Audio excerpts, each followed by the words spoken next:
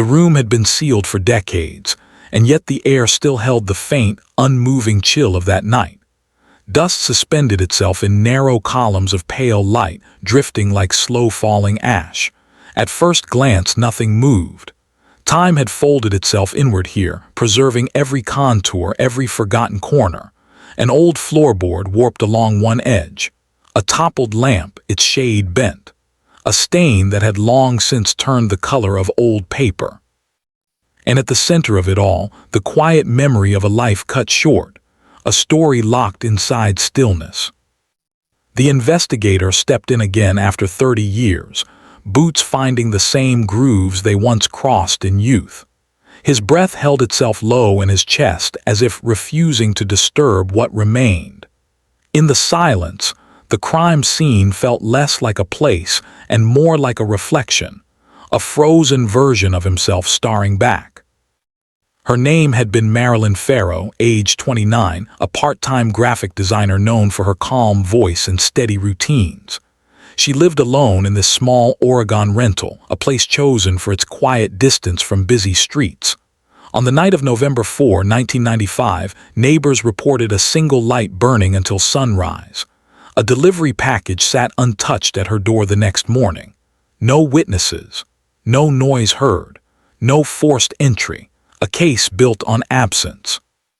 Files from that year described Marilyn as methodical, reserved, creative but private. She had no known disputes, no records of trouble. She moved through life like a soft pencil line, gentle, barely noticeable until she vanished. The investigator now reached for the switch on the wall, hesitating a second before pressing his thumb against it. The bulb flickered once, twice, and stabilized, revealing the interior in muted amber. He let the room settle around him. The old scent of paper, dry wood, and faint metallic air returned slowly, like a memory rising through fog. Back then, he had been a young officer assigned to assist. He remembered gloves slightly too large, a notebook half filled with nervous handwriting, and an overwhelming sense that he was witnessing something larger than his understanding.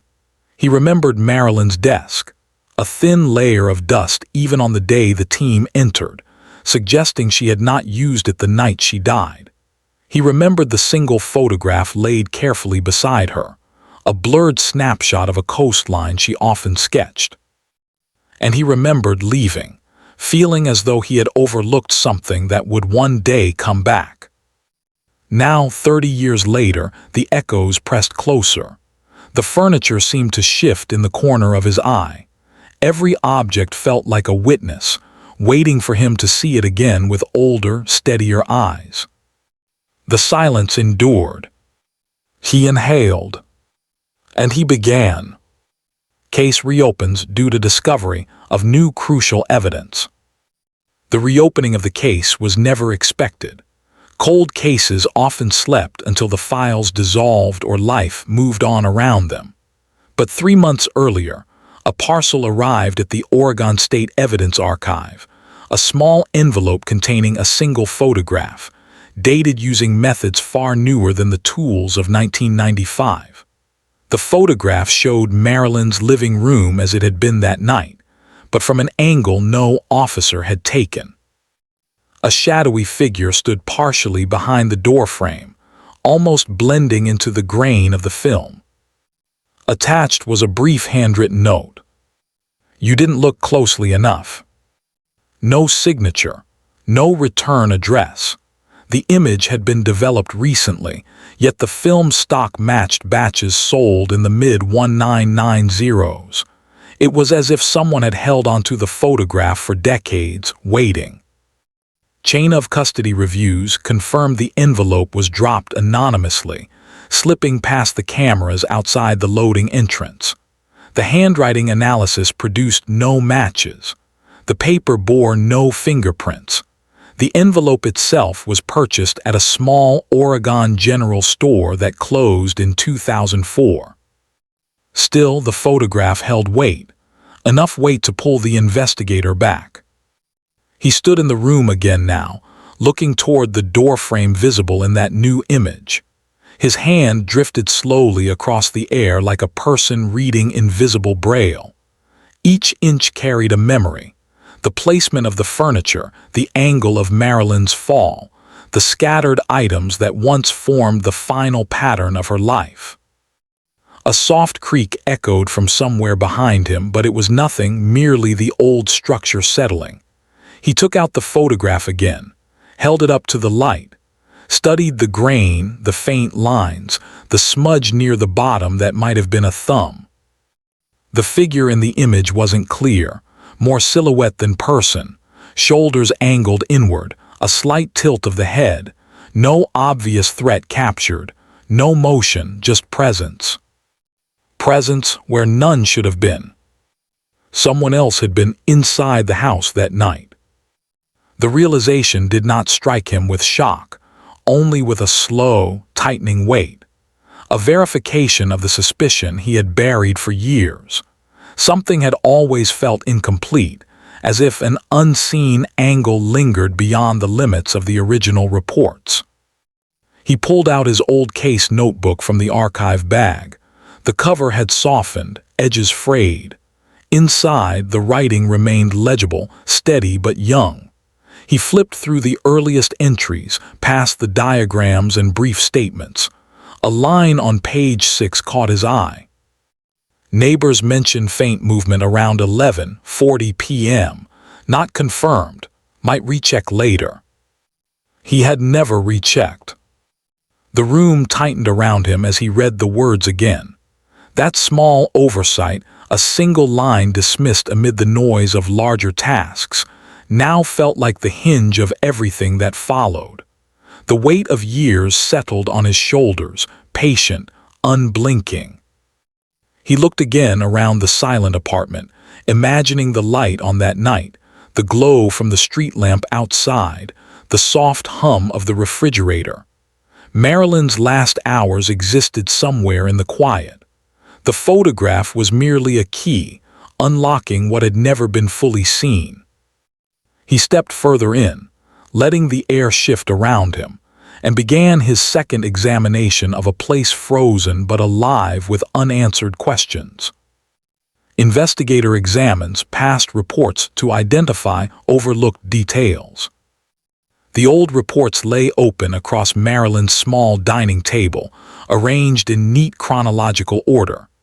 The investigator moved with steady, slow purpose, every motion deliberate, every breath measured. He was no longer the young officer once overwhelmed by printed lines. He was now a man who understood how tiny omissions could alter entire timelines. Dust lifted in faint spirals as he turned the first page. Report entry, scene arrival 2:14 a.m. He had written his early impressions.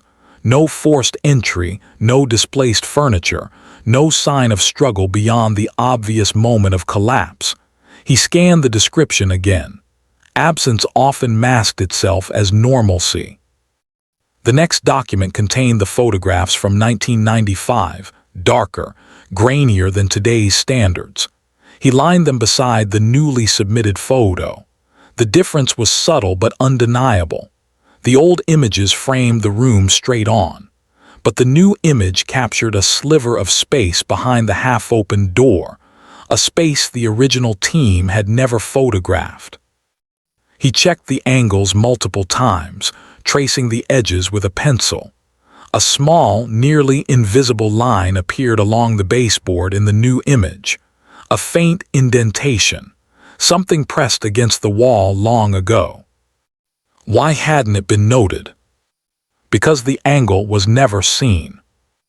Because the team photographed only what was directly in front of them. Because they assumed the rest was ordinary. He turned to the witness statements, sparse, restrained recollections, but one note stood out in Marilyn's coworker testimony. She mentioned receiving artwork requests from someone new, said they were particular, maybe too particular. No name, no follow-up. Next page, inventory of items found in the home, receipts, grocery list, a sketchbook, a torn envelope. He paused at the entry regarding the envelope, scrawled handwriting partially unreadable. At the time, the team dismissed it as unrelated junk mail. He retrieved it now from the archive box. The edges were brittle, the ink faded. But as he held it under the lamplight, he noticed something his younger self had missed. The faint impression of a second line of writing on the inner flap, pressed from a pen used with too much force. He tilted it slightly. Letters emerged, enough to form a fragment.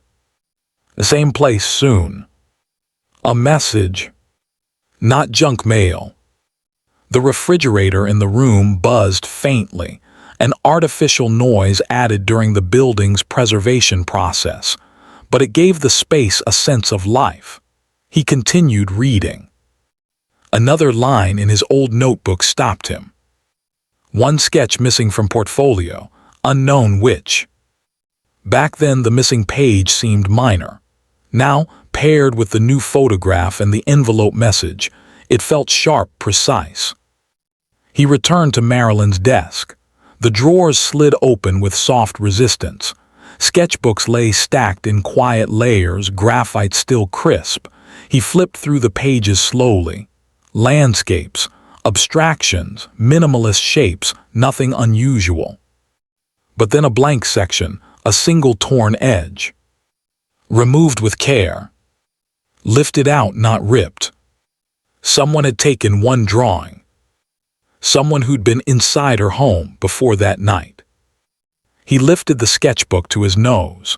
The faint scent of old paper and graphite lingered, blending with the aged stillness in the room. Memories flickered like dim film reels. He closed the book gently, as if not to disturb Marilyn's last traces. His gaze shifted back to the new photograph, the silhouette behind the doorframe, shoulders angled inward, a presence that suggested familiarity, not intrusion. Something small, something simple, something overlooked. The truth, perhaps, had been waiting in that narrow space all along. He set the photograph down, exhaled quietly, and prepared to move into the next layer of the case, knowing he had already stepped onto ground he had once neglected. Names began resurfacing from the old reports, faint outlines of people who once drifted through Marilyn Ferrow's quiet orbit.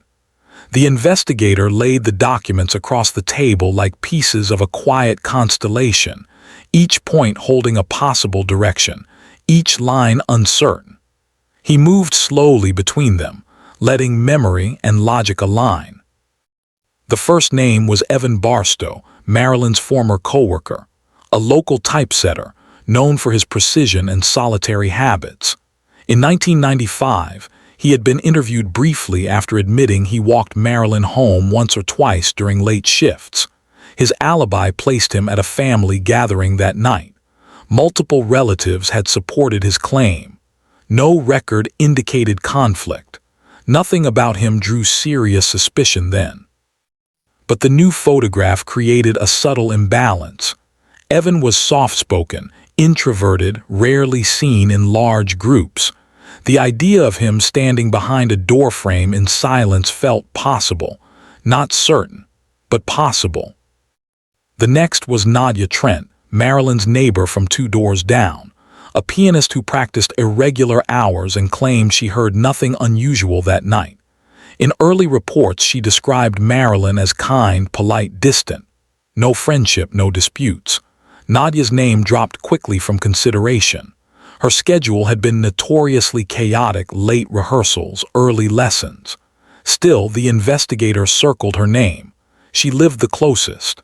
Silence could hide many things. Then there was Arlen Davik, a handyman contracted by the building owner at the time. He had keys to every unit, including Marilyn, though he insisted he never entered without request. His statement noted he repaired her window latch 2 months before her death. He had a quiet record, no incidents. His alibi referenced being out of town on a fishing trip. A motel receipt backed this claim, but 30 years dulls the reliability of paper. A fourth name, faint in memory but present in old notes, surfaced: Jonas Marrow, a local freelance artist who once collaborated with Marilyn on a mixed-media project. His involvement had seemed brief, limited to shared studio time. The report mentioned a disagreement over credit distribution, though Marilyn's coworkers described it as minor. Jonas had been interviewed once. His alibi: home alone, sketching. No witnesses. The investigator pressed his fingertips gently against the page, feeling the slight texture of ink and age. Suspicion didn't rise sharply. It drifted like fog, touching each name with equal distance. He spread several old photos beside the reports. Black and white portraits taken during questioning, faces uncertain, expressions subdued. Evan with his downcast eyes. Nadia with her tense posture. Arlen with his neutral stare. Jonas with his unshaven jaw and faint smirk, as if an inside thought shielded itself from view. He examined each image under the same light, sought similarities to the silhouette in the newly submitted photograph: shoulder width, head tilt, height relative to the doorframe. None matched perfectly, yet none could be dismissed entirely. He leaned back, letting his mind walk the edges of possibility. Evan, proximity through work. Nadia, proximity through walls. Arlen, proximity through access. Jonas, proximity through past tension. And then a fifth name appeared indirectly, handwritten on an old phone log, almost overlooked. Unknown client, artwork request, no details. A brief note, scribbled quickly. Marilyn had taken freelance commissions. Many were anonymous or casual, but this one had been marked urgent. Urgent commissions leave trails. He scanned the receipts box for anything related. One crumpled slip showed a purchase of art supplies 3 days before her death: charcoal, textured paper, adhesive, minimalistic tools, inexpensive, suggesting a simple project likely for a single conceptual piece. Which led back to the missing sketch. Each suspect carried proximity, emotional, spatial, or transactional, but none pointed openly toward malice. The crime, if calculated, must have grown in quiet spaces. He closed the files gently, letting the silence absorb the accumulation of names. Suspects were no longer entries on paper. They were shadows returning, each capable of stepping into that doorframe. And he hadn't yet decided which shadow fit the shape. Clues emerged slowly, linking inconsistencies to emotional conflicts. Morning light filtered in through the old blinds, casting thin lines across the table like marks on a measuring scale. The investigator had stayed through the night, working through every detail with quiet persistence. The building creaked occasionally under the temperature shift, adding to the subtle tension of the room. He turned to the next series of clues, letting them form their own patterns. The first clue emerged from the torn envelope, the faint impression of the words "same place, soon." He re-examined it, this time sliding a sheet of parchment underneath and lifting the flap toward the window. The phrase felt personal, not transactional, a meeting place or a reminder between two people. But which two? Marilyn had few known conflicts. Yet emotional tension didn't require conflict. It only needed unspoken intentions. The second clue surfaced from the missing sketch. He opened the sketchbooks again, letting the pages fall with soft, steady sounds. The missing leaf left a subtle residue along its edge, as though lifted recently rather than decades ago. The absence suggested someone had accessed Marilyn's archived belongings at some point after the original investigation. Someone with knowledge of the case. Someone who knew what to look for. The third clue came from rechecking the new photograph. The angle, though limited, revealed more than the silhouette. On the far right edge, nearly invisible, lay a small reflective point, a metallic glint. It might have been a watch clasp or the edge of a key ring. He zoomed in digitally, noting the height of the reflection, around chest level. The reflection held a circular shape, slightly flattened on top. A watch band. A bracelet. Something simple, something worn regularly. He checked each suspect's old interview photos. Evan, no jewelry. Nadia, a thin necklace, nothing on the wrist. Arlen, wrist obscured by sleeve. Jonas wore a narrow wristband in the picture. Not conclusive, but suggestive. The fourth clue concerned the faint indentation visible in the new photo, the mark along the baseboard. He approached the wall, kneeling slowly. The indentation was still there. A shallow impression, softened by time but unmistakable. It appeared as though something had once rested against the wall. A small object, square, likely wooden or metal. Something positioned intentionally, not dropped. He measured the height, roughly 15 inches. A box. A small stool. A portable case.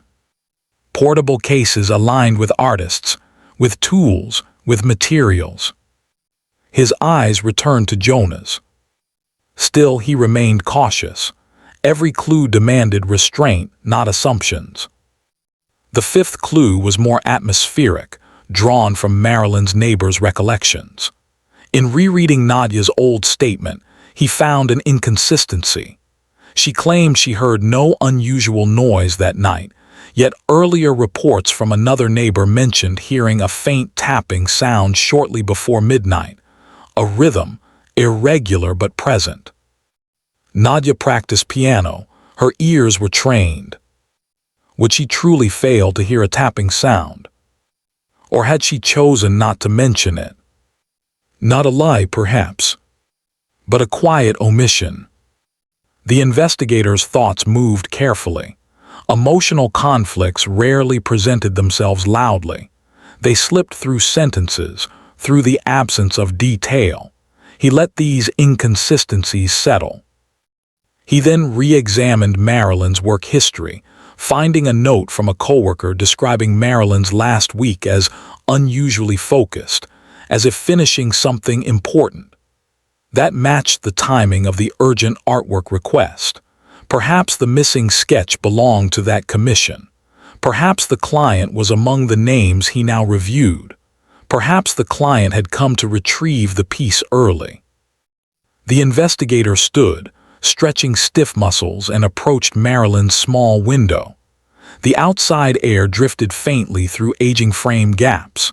He imagined the night of the event, the soft lamp glow, the quiet scratching of graphite, the opening of a door that should not have opened. Emotion wasn't loud here. It was in the fragile tension between people who never spoke their fears aloud. And somewhere in those quiet fractures, the truth waited. Unexpected twist reveals the least suspected person as killer. It began with a pattern, a small, understated connection easily missed. The investigator flipped back to the earliest pages of his notebook. The line mentioning faint movement around 11:40 p.m. resurfaced. Not from a neighbor, as he first recalled, but from the building's original owner, who happened to pass through the hallway that night.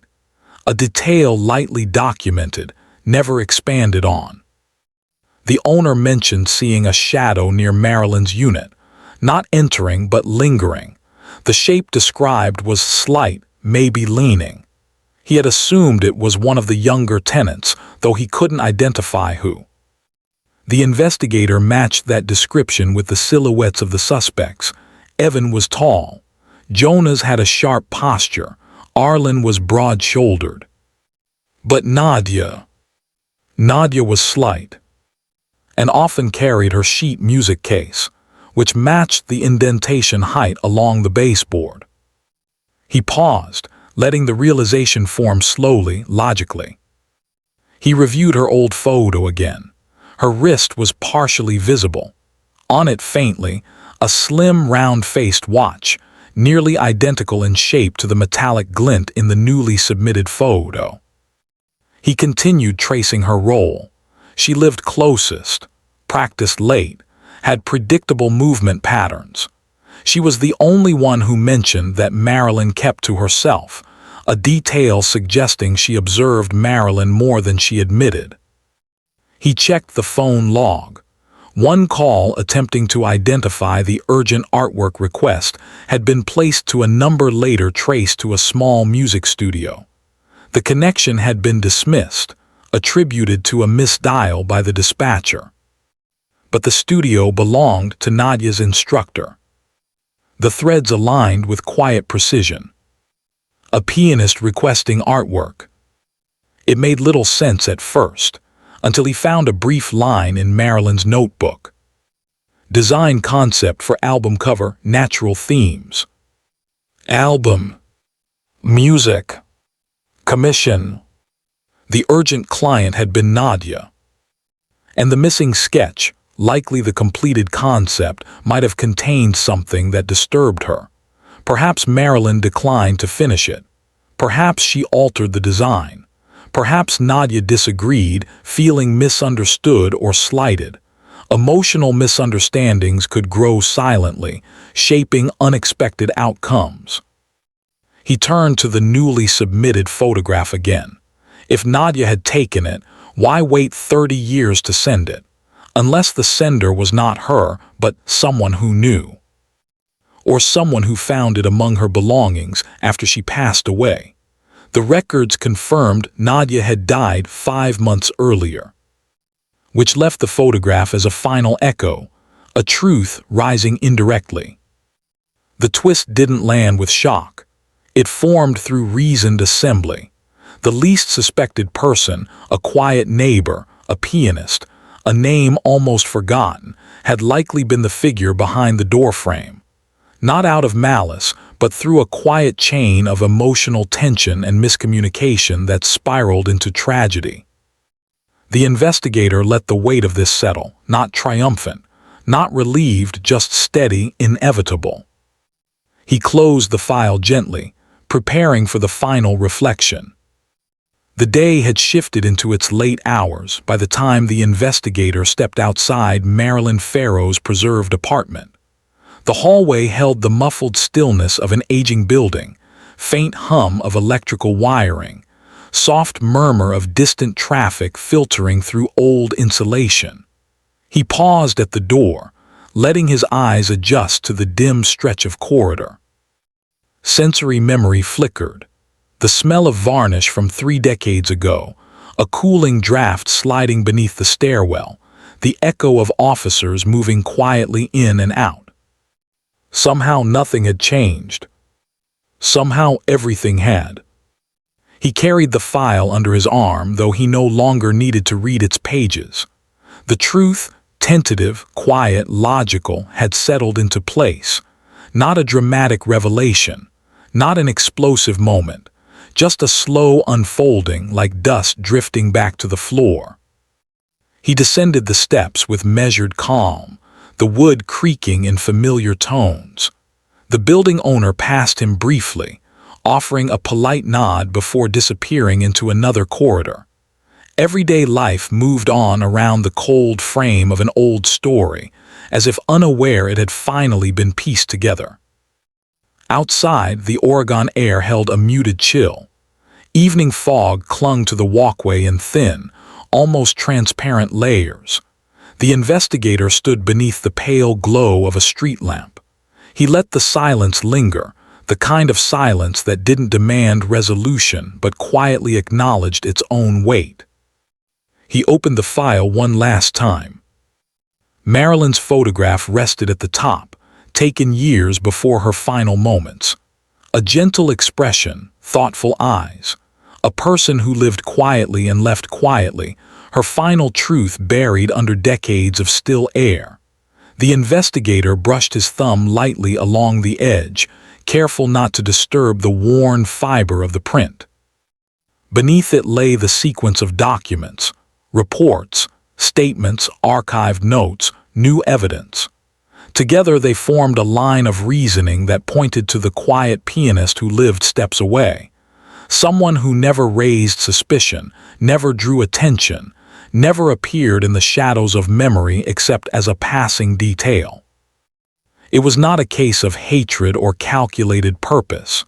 It was a case of subtle conflict, an urgent commission, a difference in artistic vision, a disrupted collaboration, an argument that perhaps never lifted its voice, a moment where emotion outweighed reason, where silence held more danger than sound. The investigator closed the file gently.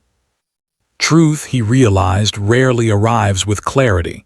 It builds itself in layers, a misheard statement, a misplaced sketch, a forgotten indentation on a wall, small things, ordinary things, things people overlook because they expect truth to declare itself loudly.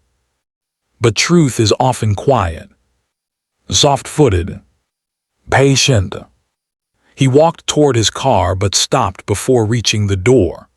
Something in him felt anchored to the scene, as though the past tugged gently at his sleeve, asking him to remain a moment longer. He turned back toward the building, a structure weathered by time, windows reflecting the faint orange of distant streetlights. Behind those walls, Marilyn had lived, created, worked, and died.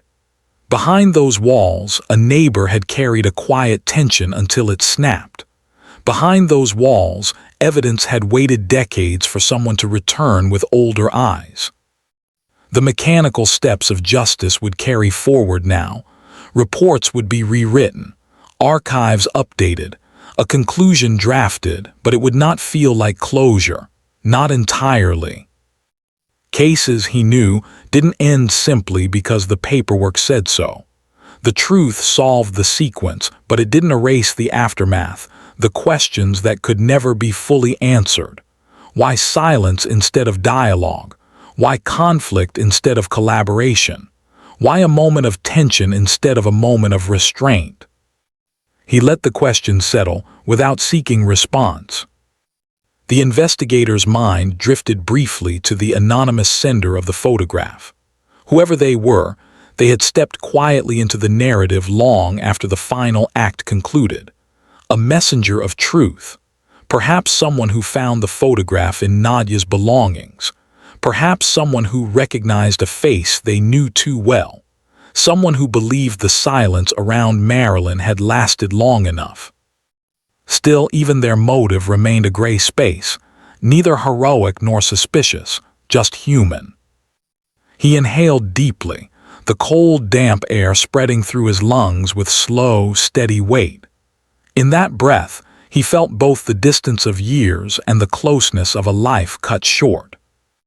Marilyn Ferrow's fate had always been fragile, not in its violence but in its subtlety. A case defined not by chaos but by quietness, and perhaps that made it harder to see, harder to accept, harder to resolve. Investigations trained eyes toward the loud, the obvious, the disruptive. But sometimes the truth lived in the spaces between, in the stillness, the hesitation, the soft edges of human misjudgment. He started the car engine, letting it idle. The low vibration filled the quiet space around him. The headlights cast two sweeping arcs across the pavement, illuminating a thin drift of fog that curled upward like smoke. He rested both hands on the steering wheel, unmoving.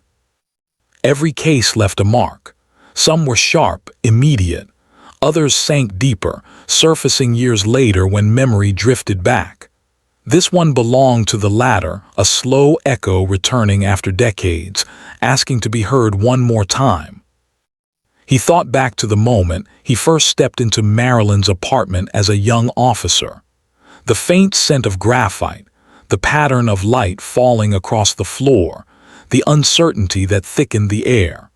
He remembered feeling unprepared not for the scene but for the responsibility it carried. Now, decades later, the responsibility felt different. He had lived long enough to understand that truth did not clear the weight, it simply illuminated the outline. Justice, he reflected, was a system, methodical, procedural, efficient. But justice was not the same as understanding. Justice operated in statements and signatures. Understanding lived in the quiet pauses between them. He pulled away slowly from the curb, the tires whispering against the wet pavement. The road stretched ahead in a muted arc, lined with tall pines that swayed lightly in the breeze. He rolled down the window an inch, letting the cool air slip in, carrying the faint scent of rain-soaked soil. As the building receded behind him, the case did not feel closed, not truly. It felt acknowledged, seen, brought into the light after too long in shadow. Some truths didn't need dramatic endings. They needed recognition, a simple acceptance of what finally made sense. The investigator drove in silence, the rhythmic sound of the engine accompanying his thoughts. Streetlights spaced evenly along the road flickered upon the windshield in slow cadence, marking time without urgency. He thought of Marilyn's final sketch, the missing piece still unrecovered, a fragment of her last creation lost to whoever held onto it. Maybe Nadia kept it. Maybe someone else found it and tucked it away, unaware of its weight. Maybe it no longer existed. Its absence no longer obscured the truth, but it still left a faint, human ache, a reminder that some parts of a story remain unfinished. A mile down the road, he slowed at a four-way stop. The intersection was empty, no cars in sight, only the soft glow of street lamps reflecting off damp asphalt. He waited a moment longer than needed, letting stillness accompany him once more. Truth, he thought, wasn't a light switch. It was a dim lamp in a forgotten room, revealing only what's close enough to touch. He pressed gently on the accelerator, the car easing forward. The road continued into the quiet outskirts of town where houses grew sparse, and the sky widened, revealing a long stretch of faint stars. Somewhere above, the night held the same calmness it had on Marilyn's last evening. Somewhere below, life moved on despite its unsolved chapters. And somewhere in between, the investigator carried one truth he understood more clearly now. You can solve a case. You can close a file. But you can't simplify the human spaces in between. He drove on, not with triumph, not with burden, but with acceptance. A long silence settled comfortably inside the car, and for the first time in 30 years, it didn't feel hollow. It felt honest. And the truth, quiet, unforced, imperfect, remained.